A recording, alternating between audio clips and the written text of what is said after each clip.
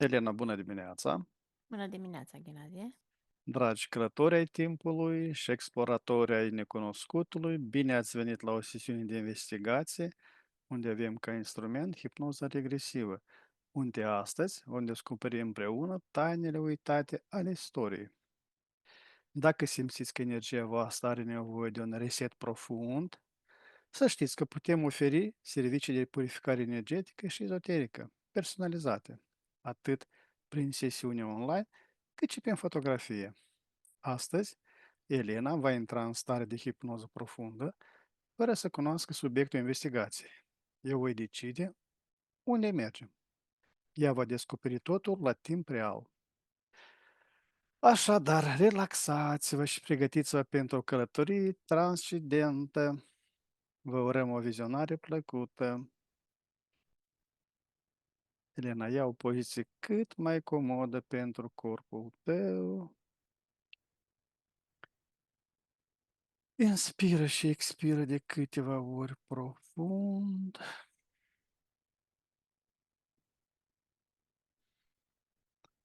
Voi număra de la 1 la 3, iar la 3 te vei conecta cu informația despre proroci și profeții biblici din istoria umanității. 1, 2, 3.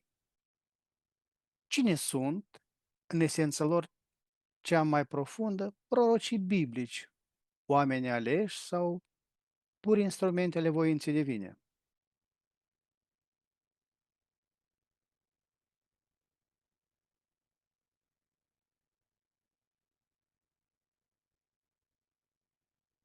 Oamenii ales sau pur instrumentele voinței divine înseamnă același lucru, adică puși de aceeași, sub aceeași egidă.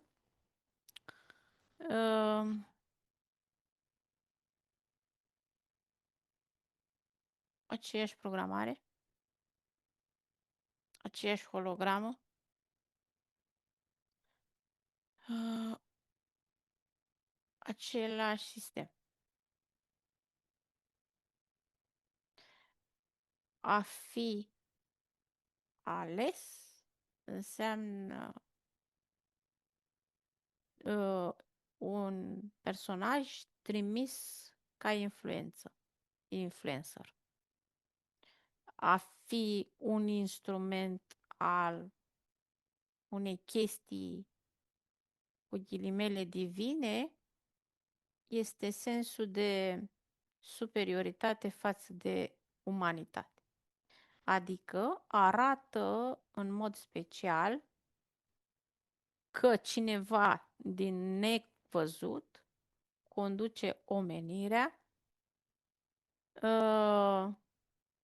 și că el dictează și creează și condiționează în planul fizic pe toți. A trimite pe cineva să facă o influență în mulțime este deja o programare. Ca să răspund altfel la întrebare, este să mă detașez de aceste aspecte. Cine sunt cei care se regăsesc în scrierile biblice sub numele de profeți, în numele unui singur Dumnezeu, sunt creații în vine cuvântul non-valorice din punct de vedere pentru că nu au nici măcar parte subliminală. Sunt creații, vorbim de corpuri programate, oameni sub formă în carcasă umană, deja programați, care fac parte dintr-un sistem bine pus la punct, care s-a pus, ca să spun ca un joc. Sistemul foarte bine pus la punct este deja apare în punctul X, în punctul Y, în punctul la data de, în timpul de X. Pentru că sunt chestii repetitive ale acestor proroci, scrieri. Toate acestea sunt texte dintr-o carte scrisă, apărută random, pur și simplu, dar nu are o veridicitate 100%. Mentalul colectiv uman au preluat-o ca și fiind adevărul suprem, că așa este din vechime, dar certificat, demonstrat, faptic, cu prezență, nu există. Aceste cărți au fost scrise de mâna unui uman, dar în interior era o programare deja a scrie, pentru că se punea la punct ca niște tratative o schemă, cartea înseamnă schemă, după care să te iei reper, după care să conduci lumea. La nivelul de atunci, mental al omenirii, aveau nevoie,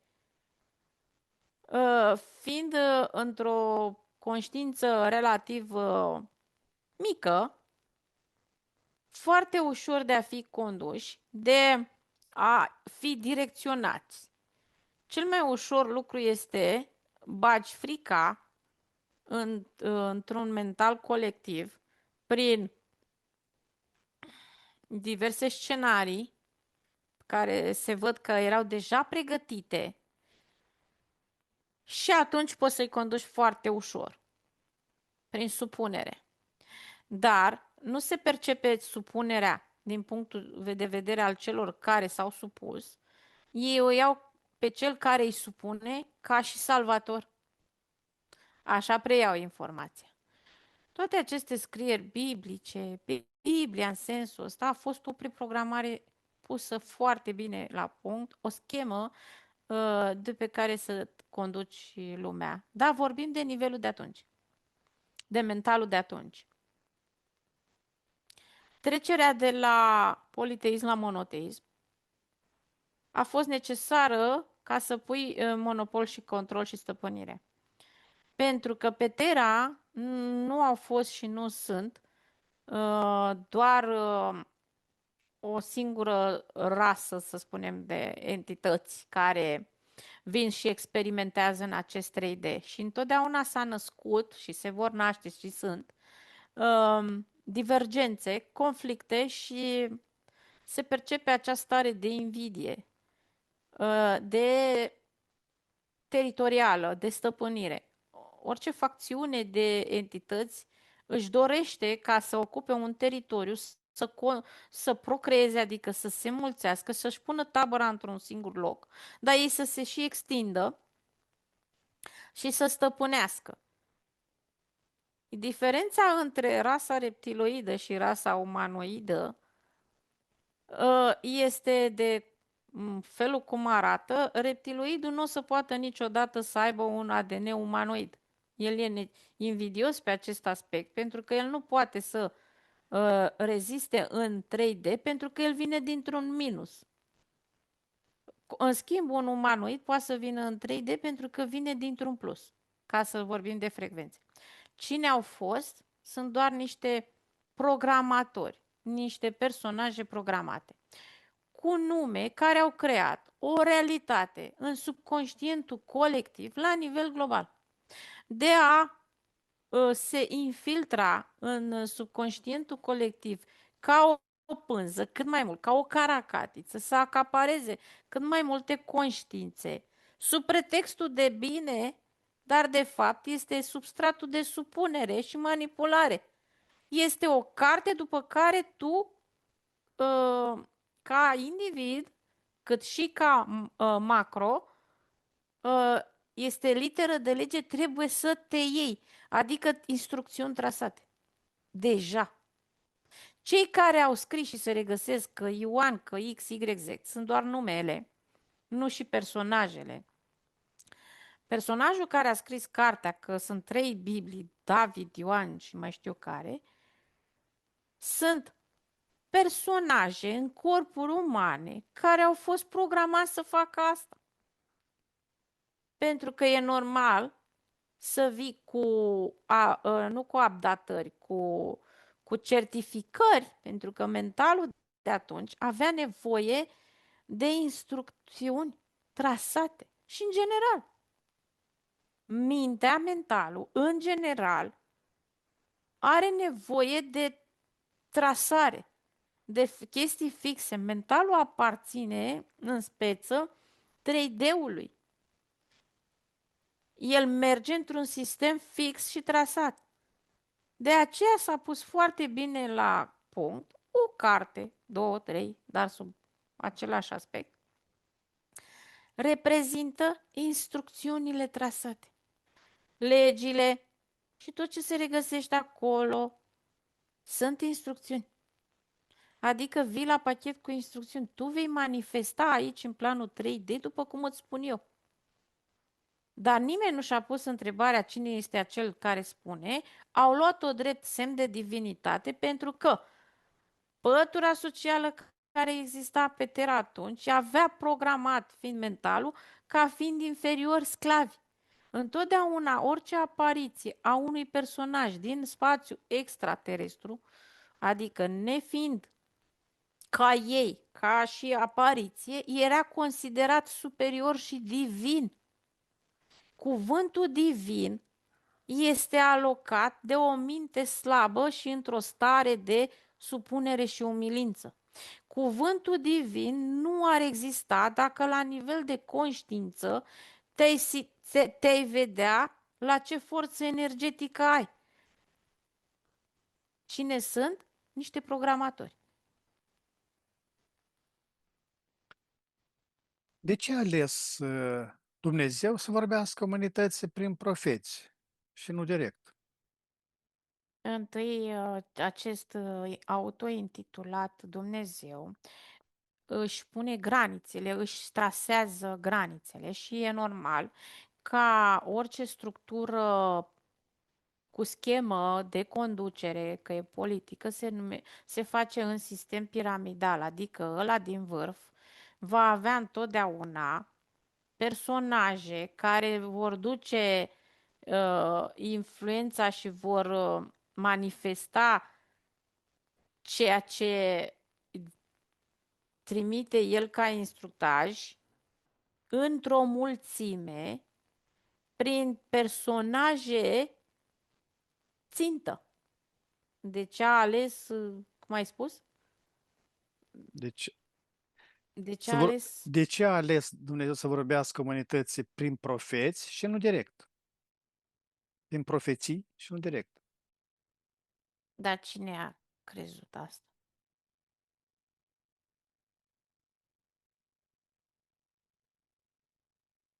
E vorba de, aici fii atent, în această scriere,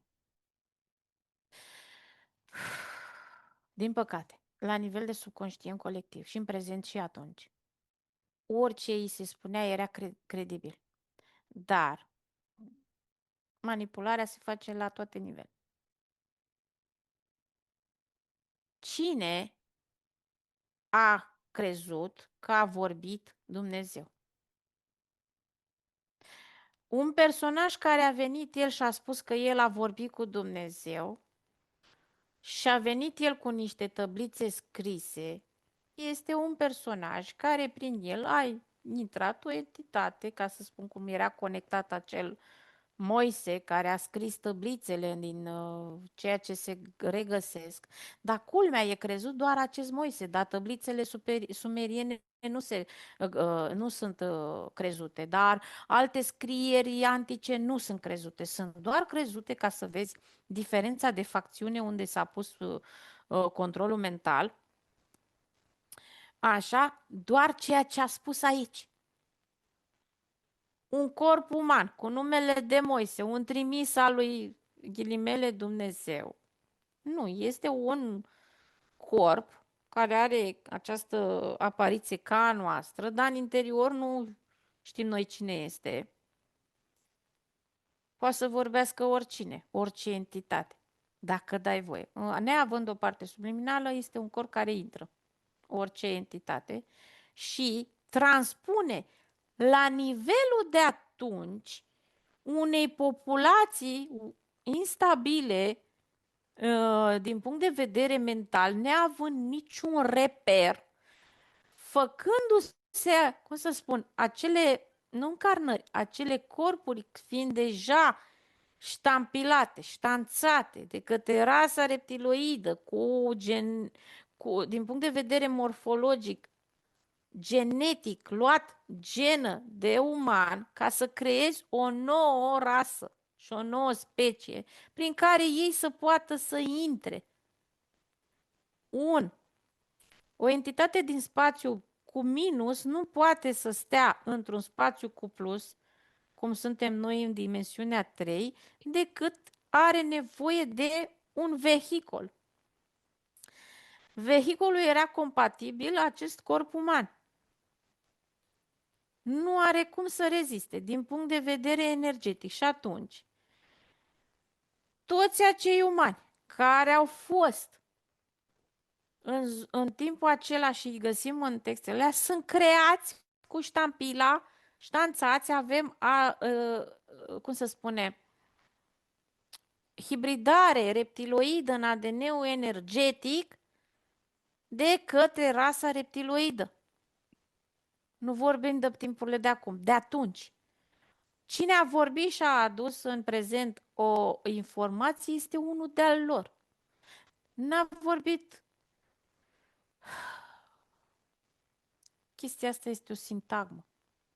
De ce a ales să vorbească prin cineva? Păi, acel personaj carcasă umană este exact acel Dumnezeu la care se roagă lumea.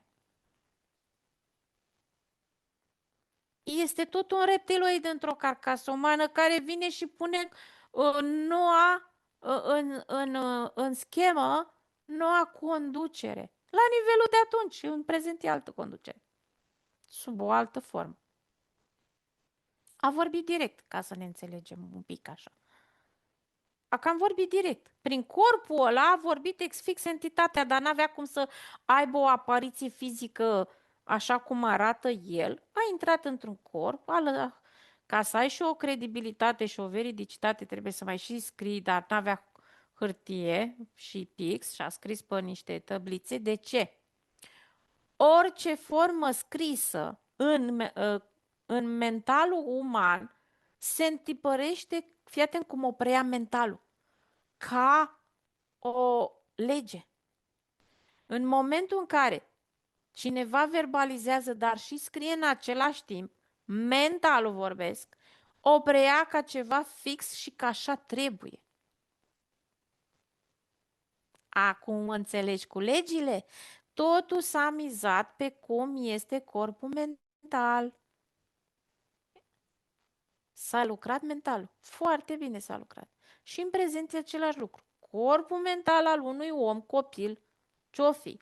În momentul când tu îi verbalizezi ceva, sunetul aude, înțelege sau îl preia ca informație. Dar când vii cu același lucru și scris, înseamnă că certifici și pecetuiești ceea ce ai vrut să influențezi și corpul mental, că așa e el făcut, o preia direct, fără să-și mai pună întrebări, să cerceteze ca și cum este un adevăr.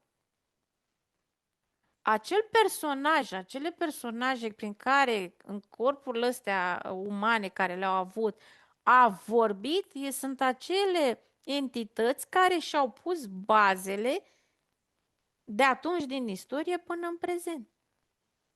E ceva, eu acum văd simplu, din punct de vedere al funcționalității mentalului colectiv. A intrat o entitate într-un corp uman, a vorbit printr-un personaj numit Moise sau Ioan sau oricine găsim noi numele din textele, pentru că e doar cartea lor, nu e și a altora, că sunt pe tere atâtea scrieri, dar nu seamănă cu asta. Este doar cartea lor. Este despre ei, este despre cum s-au mulțit și cum au pus bazele aici și cine este sub ștampila lor. Asta arată scrierea aia. Cum distingem între o profeție adevărată, inspirată și una falsă, conform Scripturii? Nu ai cum. Cei care citesc și sunt în credința și tiparul respectiv, nu pot distinge. E vorba de mental. Greu pentru unii. Numai ca, cum să spun, să vrei să ieși, adică să vrei să ieși înseamnă să fii deschis la informație și din alte părți. Să vrei să cercetezi, să investighezi, mai există și altceva sau o iau pe asta care mi se dă onghit așa ca pe gălușcă și nu pun întrebări. Aici diferă de fiecare conștiință în parte. Însăși denumirea că este o profeție o Profe- socoate Deci, haide să-ți explic încă o chestie, nu ție. Cuvântul profeție, cuvântul divin, cuvântul proroc, cuvântul toate acestea au un impact la nivel emoțional în conștiința colectivă și are conotație și sens de ceva suprem, ceva mai puternic, ceva mai mare. Luând toate aceste ce s-au alocat ca și cuvinte, dezbrăcând de toate cuvintele și dându-le la o parte și punem aceeași conștiință să se uite la acestea, vor vedea că nu este deloc suprem, divin, superior cu nimic. Pentru că ei joacă pe conștiința și pe frica și pe energia colectivă. Sintagma asta de proroc, divin, superior, Dumnezeu, sunt alocate de o minte slabă. Mentalul a fost foarte bine structurat încât să se creadă inferior și că alții din exterior sunt mai superiori nouă și că ei știu mai bine. De aceea, întotdeauna vor fi pături sociale și un lider. Unul se suie peste celălalt. Asta am făcut paranteză. Cuvintele alocate, că e proroc, că e divinitate, ele de fapt nu au, cum să spun, sens decât dacă îl dăm noi. Dacă omenirea ar vedea nivelul de, vorbim de părți subliminale și punct, fără filtre și fără conotații de superioritate, ar vorbi de la egal la egal. Ai înțeles? Pentru că conotația o dăm noi dintr-un punct în care ne considerăm inferior, pentru că așa s-a programat mentalul colectiv. Corpurile astea umane care au fost create pe Terra din start au fost programate cu nivel de inferioritate. De ce? Din cauza lipsei de informații, pentru că vii aici pe un spațiu locativ, vin entități care vor să se mulțească sau care au nevoie de sclavi, au nevoie de ceva. Dă știm din istoria energetică, ca să spun cum au fost și cu umanoizii care au avut nevoie de sclavi și automat, neavând, cum să zic, în carcasă, în corpul fizic, este atât de bine structurată informația, dar nu în ADN-ul energetic. Corpul mental și corpul fizic somatizează unul pe celălalt. ADN-ul energetic, indiferent câtă interferență are și dacă avem și parte subliminală, nu vei regăsi informația de inferioritate în structurile lui decât dacă este imprimată. Nu există inferior și superior decât alții ne creează inferioritate sau superioritate. Toate sunt doar niște cuvinte alocate dintr-un spectru de privire. suindu-ne invers și dezbrăcând pe ceilalți de cuvintele astea, vom vedea că nu e nimic. Culmea, dacă omenirea ar ajunge să vadă astea, să se conștientizeze foarte puternic, noi conducem pe alții. Ei au nevoie de noi, nu noi de ei. Că rasa asta reptiloidă care vrea și ea să se înmulțească, să se hrănească pe aici, ea are nevoie de noi, nu noi de ea. Dar e vorba de nivelul de conștientizare. Și asta ține de filtre, și asta ține de tipare, de convingeri, de programare și de multe altele. Și de puterea interioară. Puterea interioară ți-o dă acea energie care noi o definim ca parte subliminală, dar puterea asta vine și dintr-o experiență. Și poți să ai și fără experiență o putere, doar că ți se plantează, impregnează că nu ești și că nu știi. Dar în momentul în care îți descoperi valoarea, se schimbă situația. Orice ființă cu parte subliminală este net superioară față de tot ce înseamnă divinități. Sunt divinități autointitulate pe puterea noastră a părților subliminale. Ce rol joacă simbolismul și metafora în profețiile biblice? Metaforele sunt făcute de a nu nivelul de atunci de gândire al oamenilor nefiind foarte dezvoltat, să creeze utopie. Simbolistica înseamnă pecetluire, îngrădire, limitare.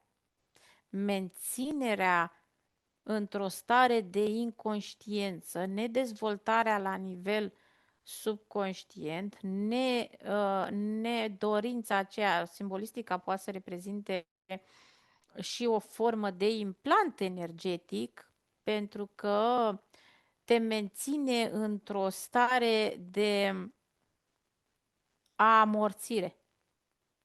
Simbolistica este forma de amorțire a părții subliminale. De a o menține acolo. De a nu putea să-și pună întrebări, de a nu se putea conecta cu conștiința care are informația, de a nu putea vedea dincolo de toate. Asta este rolul. De manipulare, pardon. Este destinul umanității deja scris sau profețiile sunt doar avertismente pentru a ne schimba cursul? Nu generalizăm destinul umanității. Este destinul celor care sunt sub. Nu vorbim la general, nu, nu, nu. Este destinul celor care sunt sub facțiunea asta și n-au reușit să iasă. Mhm. Acolo e trasat fix pe... Hai să exprim altfel. E ca și cum intri într-o companie. Aia este partea de umani care a intrat sub un destin. Compania, tu Mhm. nu cârtești, tu nu scrii, ai intrat, ai acceptat termenii, condițiile, voi ăștia de aici faceți ce vă spun eu, restul nu puneți întrebări. Cei din exteriorul companiei, da, sunt liberi să pună fac ce vor ei. Este parte fixă. Cum au influențat marele profeții biblice cursul istoriei al lui Isaia, Daniel, Apocalipsa? Prost. Din punct de vedere al inoculării fricii. Al gândirii colective în sensul de negativ.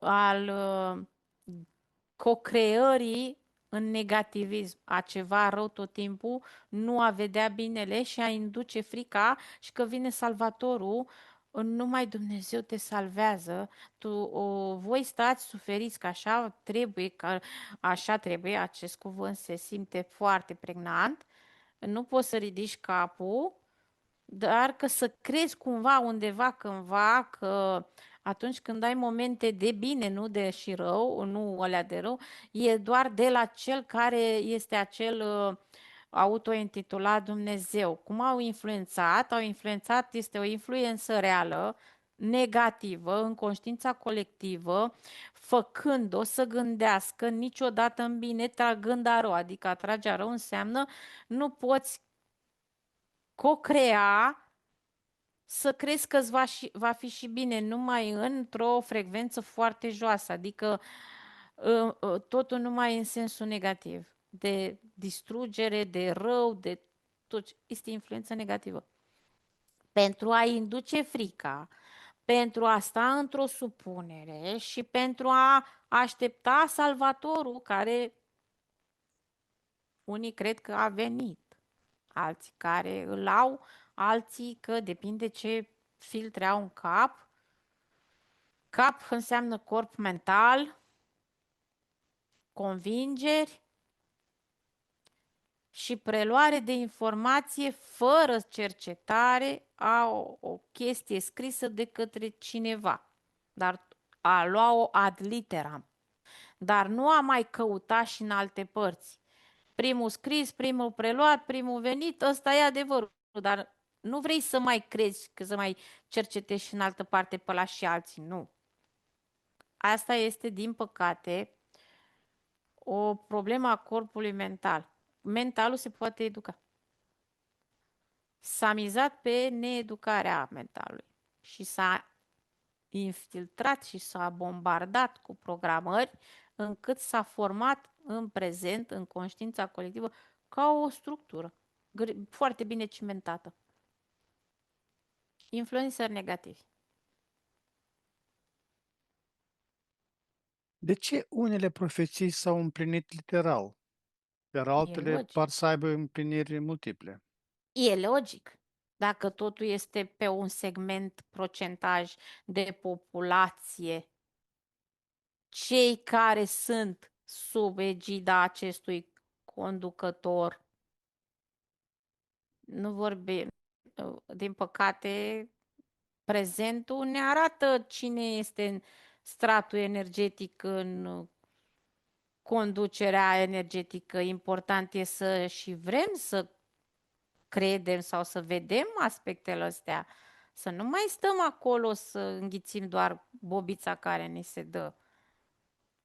De ce? Dacă este o preprogramare în prealabil, adică în sensul că linia temporală, cum să zic, în momentul când au creat o linie temporală, au creat-o pe chestii fixe, este o preprogramare. Dar sunt și variabile pe lângă, în sensul că dacă ceva nu merge, au pregătită și varianta B. Se mută, dar tot cu o, cum să spun, în momentul când mută pe varianta 2, B, acolo vine cu o preprogramare și mai puternică ca să ducă la sfârșit ceea ce. Exact de ce? Cuvântul e de ce? Ca să existe convingere. Este exact ca exemplu acela, ți-am zis eu că uite, e adevărat. Dar doar într-un spațiu limitat ca segment de populație. Înțelegi? De ce?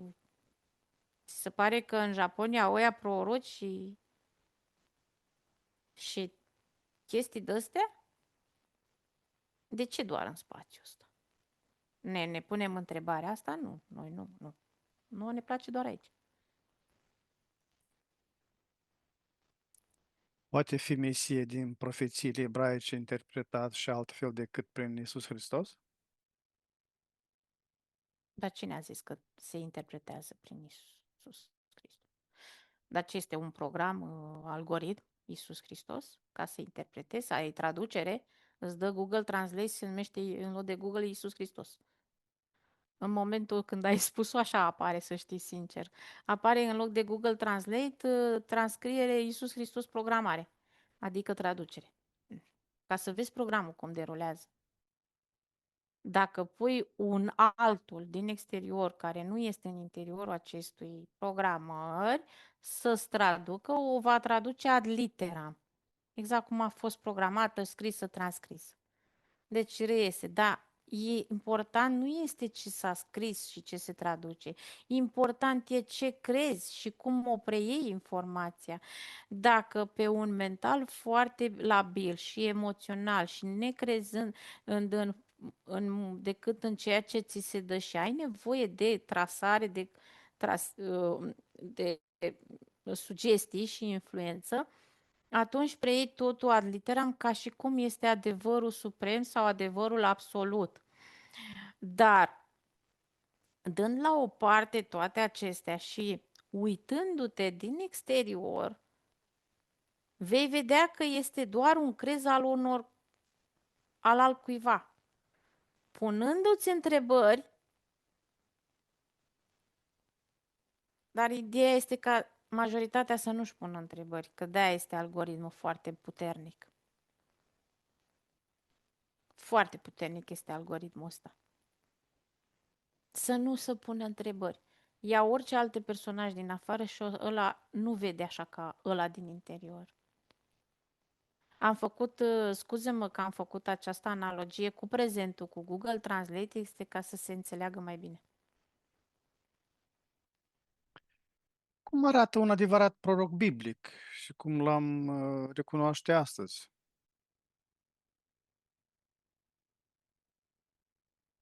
Deja ne ducem iarăși în chestia de superioritate, adică eu nu mai superior ca celălalt. Ăla are niște valori. Ăla este din altă lume. Păi dacă e proroc biblic, nu este astăzi. A fost. N-ai cum. Nu există. Prorocirea din ziua de astăzi se face la nivel online. Nu mai e nevoie de influențăriță de asta, influență reală din asta fizică. Programarea mentală se face tehnologic în ziua de astăzi. Și nu numai. Inteligența artificială își spune cuvântul. Îl recunoști. Pentru că depinde unde te conectezi. Ca să recunoști falsul, e să-ți pui tu ție întrebări. Și să vezi cu ce rezonezi. Și unul la mână și doi la mână este să mai te uiți și la alții, nu să iei găluși ca să o înghiți să crezi că ăla e adevărul absolut. Și mai scoatem din filtrele alea care le-am moștenit și preluat, că așa a fost, așa ni s-a spus. Fii atent, expresia, fii atent la cuvinte, aia înseamnă cum ne dăm seama, să fim atenți la ce gândim, ce emitem și ce scoatem pe gură. Prezența în momentul când gândim. O singură prezență în sensul când am gândit să fim atenți la expresia așa ni s-a spus, așa a fost, așa se moștenește. Simpla întrebare. Dacă ți-o pui tu în dreptul tău și te lași să te simți, să vezi ce spune sufletul, cine are, dacă sunt bune pentru tine, reale și dacă dincolo de ele există altceva, este un prim pas. Dacă le preluăm ca așa ni s-a spus, înseamnă că noi nu gândim. Perpetuăm același nivel. Simplu fapt. De ce în toate textele astea care au scris a spus nu cerceta, nu gândi, adică tu nu gândești. Că îți dau eu bobițe, nu trebuie să gândești prea mult, că îți dau bobițe să papi. Simplu lucru. A gândi mai mult, a cerceta, a-ți pune întrebări, este un prim pas să-ți dai seama. Atâta timp cât stai acolo și o înghiți ca atare, că ți-a spus mama, părinții, bunicii, societatea, istoria, că așa a fost, că așa a fost, cuvântul așa a fost, Așa au făcut-o este toții, o, da. Da, este o preluare a aceeași prostii. Noi nu evoluăm, rămânem în același loc. Mentalul este același. Noi nu evoluăm din punct de vedere mental, vreau să spun, și al conștiinței. Noi nu ne dezvoltăm conștiința. Rămânem în același tipar de gândire, preluând același lucru. Dar dacă acum 5.000 de ani a spus o tanti pe câmp, care i-a venit ei o idee și noi o preluăm ca atare și nu ne punem întrebări, nici măcar nu ne face un bine, dar o preluăm ca așa a zis bunica. Dar simpla întrebare, bă, ta e pentru mine? Nu, o iau ca așa a zis bunica. Apropo de chestiile astea, uite-te în cultura noastră câte baliverne se fac în jurul ritualurilor, frate, de mormântări, câte ritualuri, de ce? Expresia, așa s-a moștenit, așa este din bătrâni. Pe ce, ăia erau foarte dezvoltați din punct de vedere spiritual? Așa s-a pomenit, așa trebuie. Ieși dincolo de așa trebuie și uită-te, vezi și tu dacă e bine. De ce trebuie să preluăm ceva care a aparținut unei minți care așa a gândit atunci? Se pliază pe momentul prezent? Nu. Păi și întrebarea, ne dezvoltăm un pic din punct de vedere al conștiinței, mai ieșim din chestia asta? Uite-te la cultura noastră, că noi așteptăm prin incantații de la divinități în genunchi, încercuind mănăstiri, biserici, pământuri, pupând toate cele, nu vreau să dau în nimeni, noi așteptăm să pice. Alții de ce fac în alte țări? Deci, uite-te la Japonia, ăia muncesc, ăia fac. Uite-te la alte țări care n-au nicio treabă de a sta în genunchi să târască și să aștepte să pice. Ăia pun o mâncă. Și noi ne mirăm de ce unde suntem, ce suntem, pentru că așa s-a moștenit. Așa trebuie. Aici ne dăm seama de această conștiință cât este de foarte bine programată, închegată. Mă, unul, doi, dacă s-ar desprinde și s-ar uita dincolo de, e foarte bine.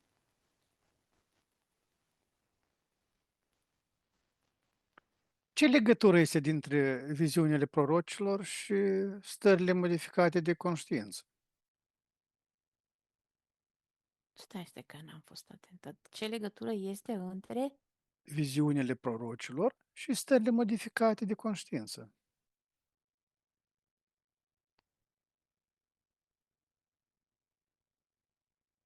Dacă prorocul este un personaj trimis și el îți transmite o programare și starea de conștiință fiind un scăzută, a preluat ad literam și în prezent se perpetuează la fel. Îți dai seama la unde sunt stări, unde e conștiința.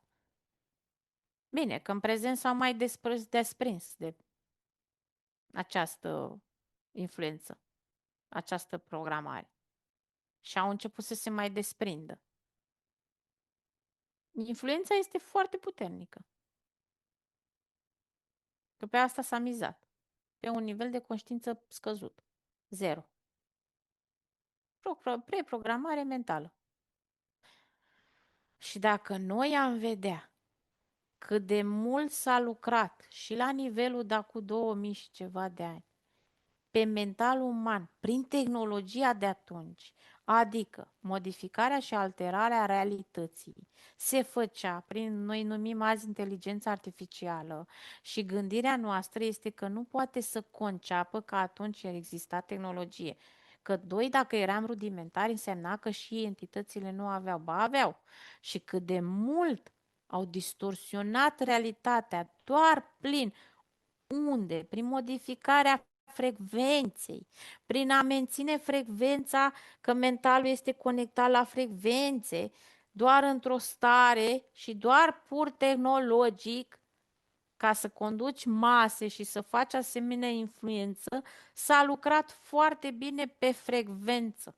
Să menții mentalul într-o singură frecvență, să induci programarea ca aia o prelua. Atunci ne-am dat seama, dar din păcate, prezentul nu poate să accepte din punct de vedere mental că și atunci exista tehnologie.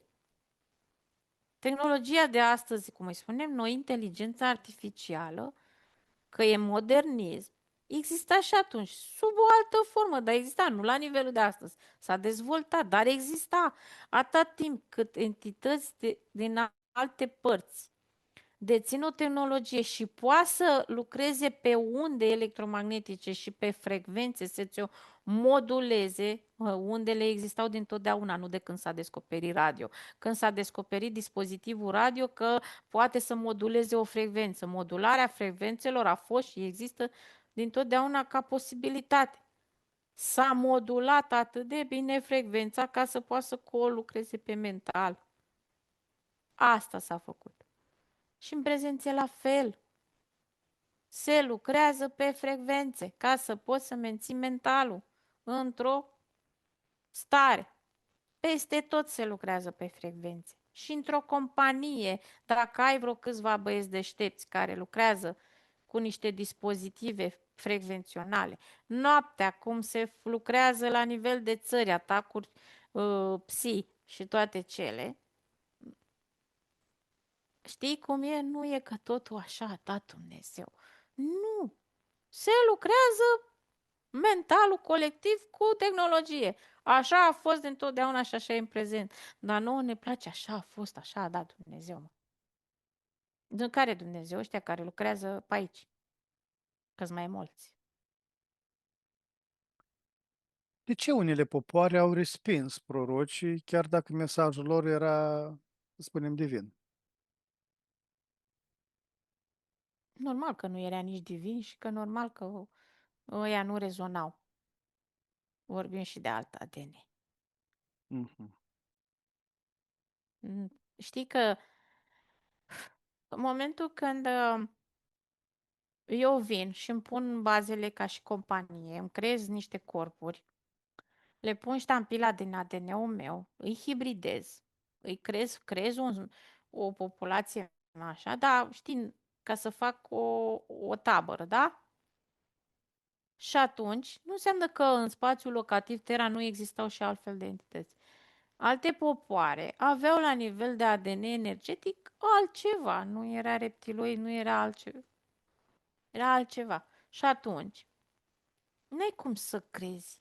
Unul care are ADN energetic de umanoid 100 sau de felinoid sau de diverse și n-avea interferență de genul, normal că vede informația la alt nivel și nu o primește. E logic, pentru el nu reprezinți nici divinitate, nici proroc, nici nimic. Îți dă direct cu flit. Nu reprezinți nimic. Pentru ăștia care au fost în interior creați, este asta, nu pentru ălalt. Cum funcționează mecanismul profetic? Este o descoperire a viitorului sau o programare a lui? Funcționează prin manipularea frecvențională la nivel de conștiință. Acolo se bagă în subliminal programele. În prezent, în trecutul, acum 20 de ani, acum 40 de ani, acum 10 ani. Fii atent cum se lucrează. Pe dispozitive care modifică frecvența, mai există, sunt dispozitive. Avem un dispozitiv de modificare a frecvenței ca la radio. Și mai avem un dispozitiv de emisie. Pe ăla de emisie se reîncarcă aceleași cuvinte alea vechi din cartea aia trasată de instrucțiuni și se bagă sub celelalte și este mesaj subliminal se numește. în conștiința colectivă când începe emisia și când e liniște, noaptea, și să știi că se merge și pe zi, pe agitație. Că în momentul când e agitație, omul nu e atent. E atent la așa și atunci, pac, îl prinzi foarte bine, nu doar noaptea. E, încep să te lucreze. Mentalul este foarte ușor influențabil, dar puterea interioară îți vine ție din interior. Stai mă că tot ce vine de la minte, gânduri, le trec prin filtru, înseamnă prin conștiința mea. Te poți păcăli oricând de gânduri, să crească sale tale.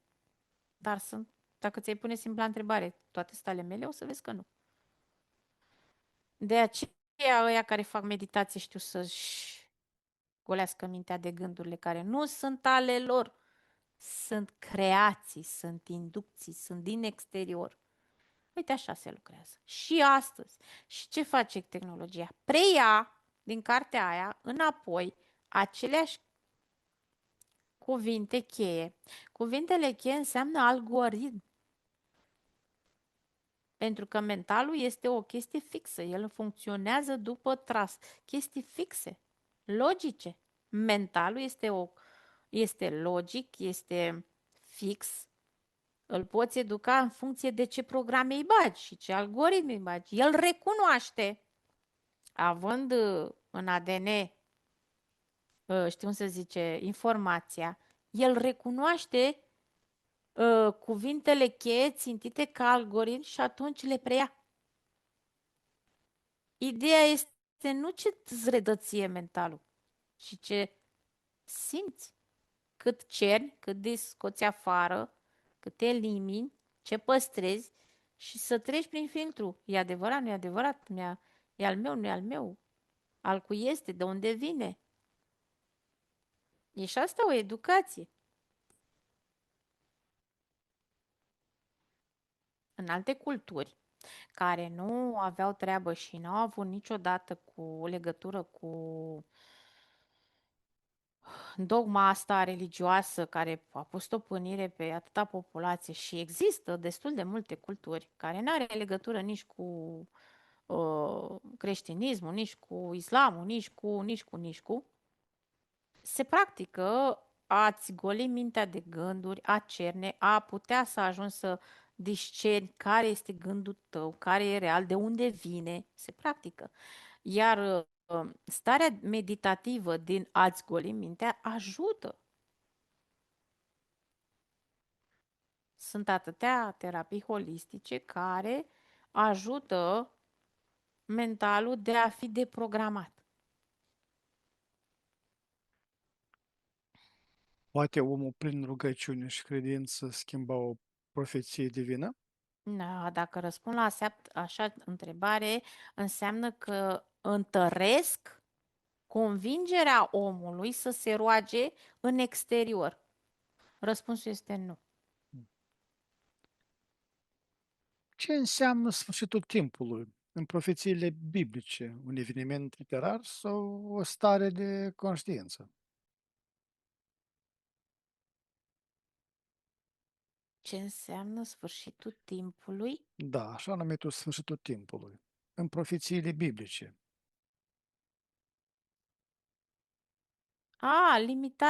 Acceptarea morții fizice, Mhm. în traducere directă. Că ești limitat aici și că ești la dispoziția acelui divin.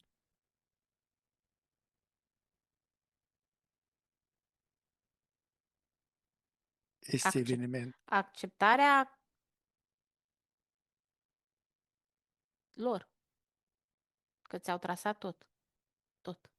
Mhm. De ce unele profeții rămân criptice până la împlinire? Deoarece e un program în care derulezi. E Nu, s- logic și e normal. nu sunt toate condițiile pentru a se împlini, pentru a se dezvălui?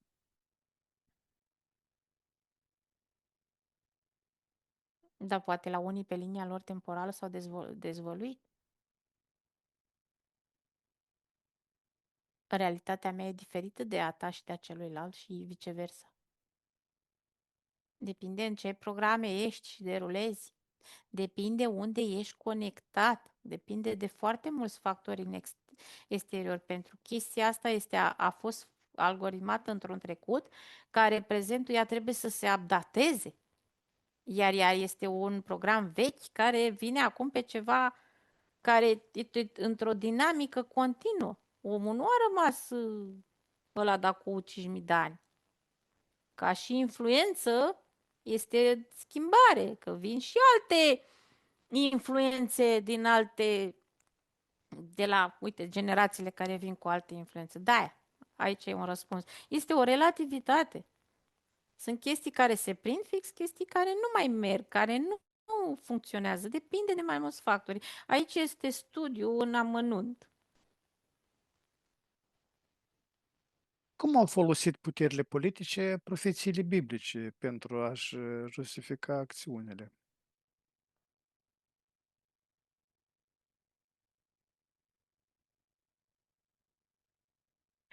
Că ei lucrează prin manipulare emoțională pentru binele umanității. Așa mișto se înțelegi? Se Mhm. preia. Eu fac totul pentru binele tău. Simplu. Noi, în general, ne manipulăm unii pe ceilalți. Dar nu vedem la nivel nostru intern. Noi nu ne uităm la noi. Noi ne uităm la și alții. Dar și fiecare individ în parte, pentru un interes propriu și personal, îl manipulează pe celălalt. Și în speță, manipularea este pe materie. Ca să se obțină ceva. Favor. Asta se întâmplă, se întâmplă indiferent de ce rasă, specie ești. Asta facem toți. Hai să nu mai aruncăm cu băta că doar entitatea, că și umanul face același lucru. Dar depinde să nivelul pe care o faci. Adică, într-un fel sau altul, de când ne naștem suntem mici manipulatori, că prin simplu plâns, cerem ceva, atenție sau ceva, dar e bine să și oferim. Asta înseamnă diferența între a avea o parte subliminală și a nu avea. Că poți răsplăti, să zicem, întoarce favorul.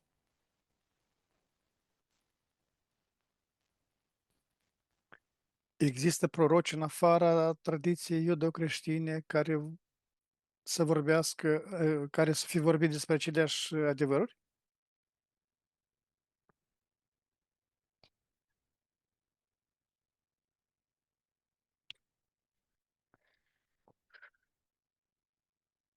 Există oameni, personaje care poate s-au gândit ei să traducă scrierile astea, să vadă ca o cercetare științifică.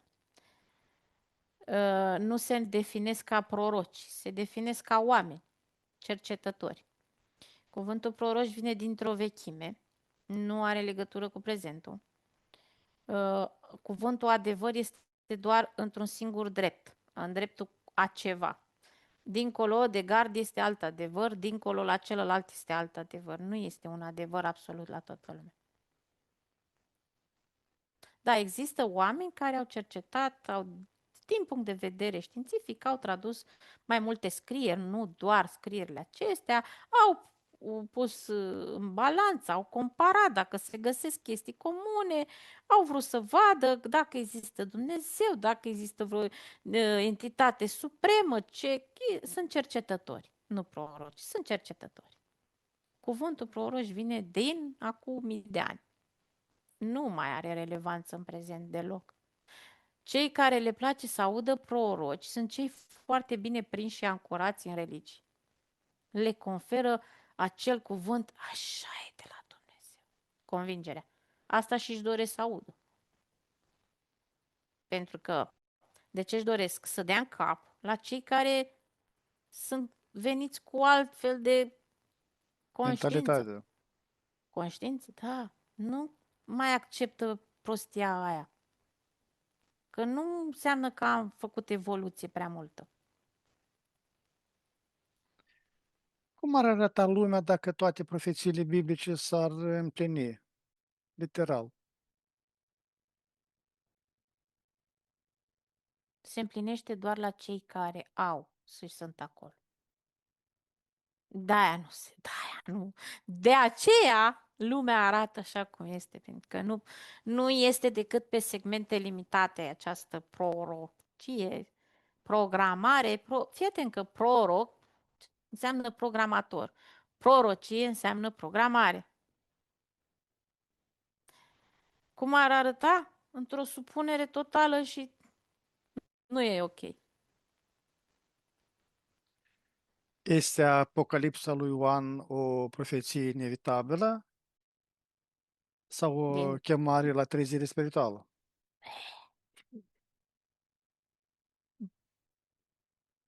În momentul când spui apocalipsă, dacă te conectezi la cuvânt în sine, este o frecvență de frică, este frecvența inoculării fricii de moarte, de dispariții, de acceptarea răului suprem, de nimic nu-i va fi bine. Deci îți dai seama în ce program poți să derulezi? Îți dai seama? Numai cuvântul în sine apocalipsă se regăsește doar în culturile astea religioase.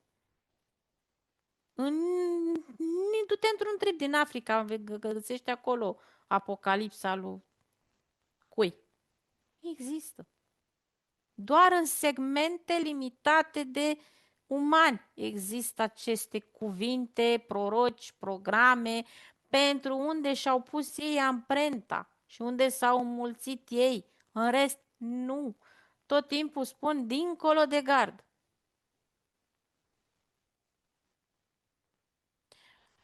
Toată această incursiune este doar despre un segment limitat de populație.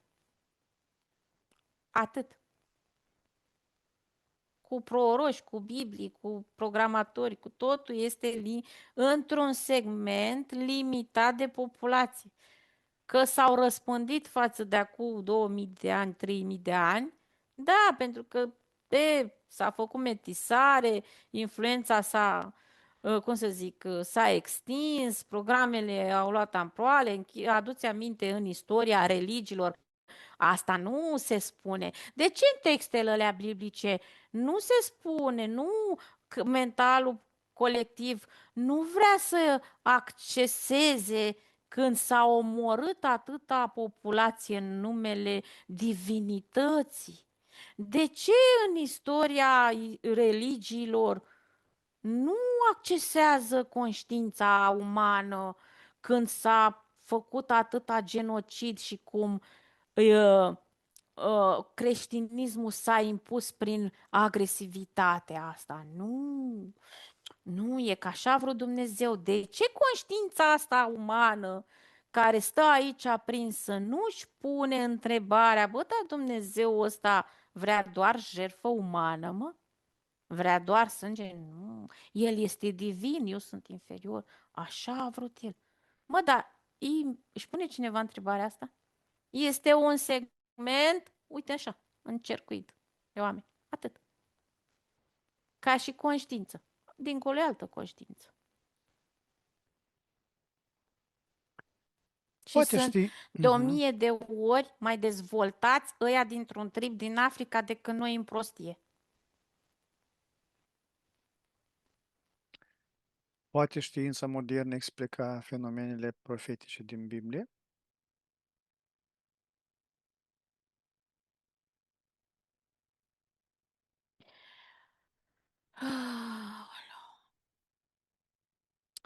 Atâta timp cât îl iei tu pe unul care are în soft același program, îți demonstrează același lucru. Mm.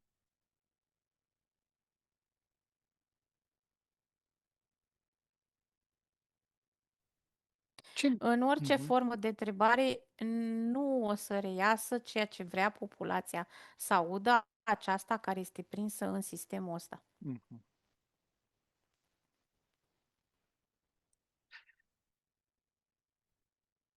Ce mesaj etern al profeților biblici ar trebui să luăm cu noi în viitor? Niciunul.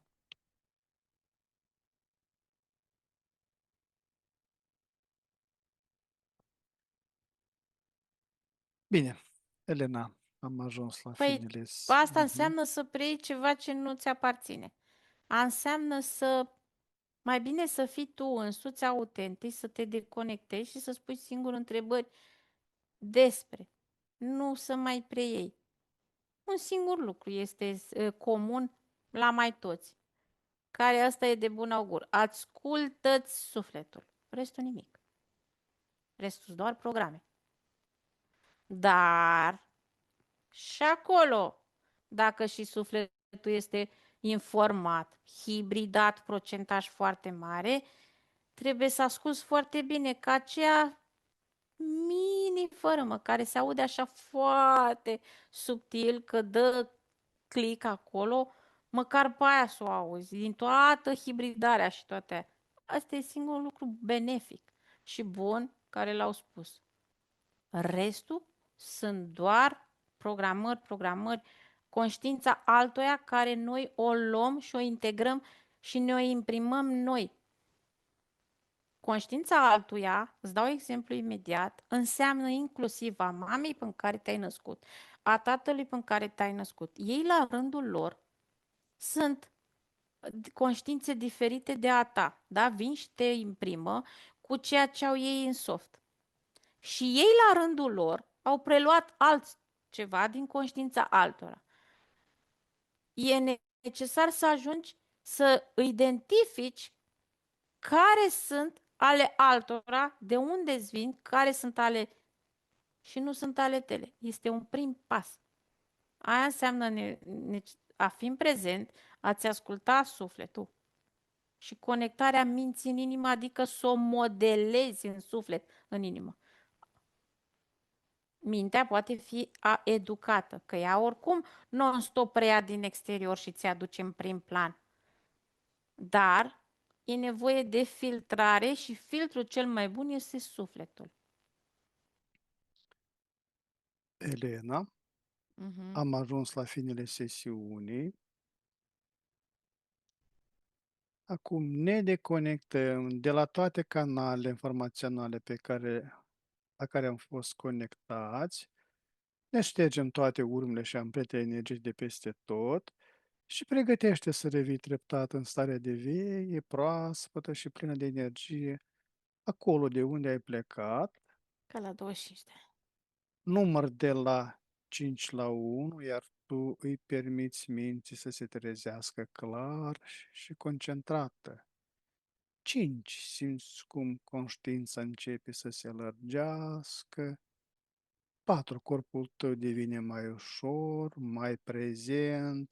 3. Auzul și senzațiile fizice se intensifică. 2. Gândurile tale sunt limpezi, ca după un somn odihnitor. 1. Deschizi ochii, complet trează, cu o stare internă de calm și vitalitate, reîncărcată de posibilități. Elena, bine ai venit! Dragi exploratori ai inconștientului, am ajuns la finele acestei călătorii extraordinare, prin straturile timpului și ale memoriei ascunse. Vă mulțumim din suflet pentru prezență și reacțiile voastre la informațiile dezvăluite astăzi. Fiecare comentariu, like și share ne ajută să ducem investigațiile mai departe. Sincere mulțumiri Elenei, al cărui talent și deschidere a făcut posibil această experiență fascinantă. Dacă ați fost intrigați de ceea ce ați văzut, nu uitați să vă abonați și să activați clopoțelul de notificări pentru a nu pierde următoarele sesiuni. Până data viitoare, rămâneți curioși și deschiși la misterile pe care mintea noastră le poate dezvălui. Vă urăm liniște și descoperiri interne. Mai bine!